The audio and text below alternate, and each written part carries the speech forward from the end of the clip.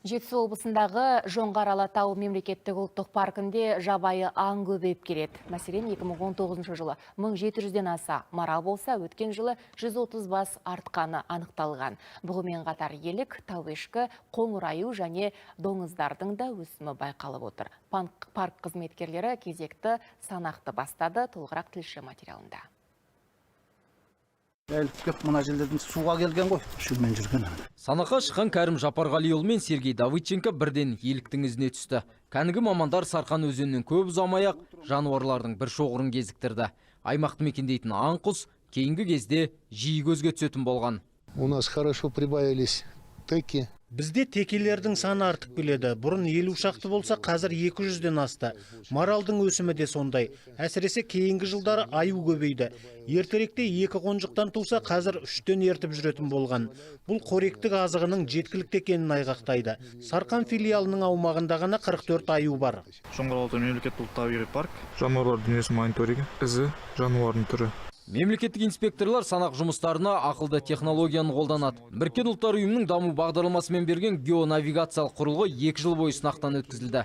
Нәтижесінде жануарлардың тіршілік ететін ортасы дәлме-дәл анықталып, картаға түсірілді. Ақпарат негізгі компьютерге көшіріліп, мәлімет қоры жинақталып жатыр. Бұл мемлекеттік инспекторлардың біріншіден жұмысын жеңілдетеді, жұмысының нақтылығын көрсетеді. Өйткені мемлекеттік инспектор рейдке барған кезде қанша шақырым жүрді, қанша күн жүрді, барлығы осы смартта нақты көрсетіледі. Екінші тиімділігі, базаға жиналғаннан кейін әрқашанда бұл базаның қолжетімділігі. Қажет мәліметтерді уақытын қойсаңыз, тура сол күнгі мәліметті әрқашан тез алып шығуға болады. Көлемі жағынан елімізде 3-ші орын алатын ұлттық паркте 200-ден аса адам жұмыс істейді. Олардың ұзақ жылғы еселі еңбегінің нәтижесінде Жетісу Алатауының тұмса табиғаты сол қалпында сақталып отыр. Қазір аталған аумақты сүтқоректілердің 50, құстардың 170 түрі мекендейді. Саладағылар жануарлар әлемін қаскөйлерден ғана емес, тілсіз жаудан да қорғайды. Кіші Басқан өзенінің бойында 5 көпір бар. Биыл соның 3-еуін парк қызметкерлері қалпына келтіреді. Сол арқылы мынандай тянь-тянь шыршасы өсетін аумаққа қарай жол ашып, жасыл желекті өрттен қорғау жұмыстарын жүргізбек.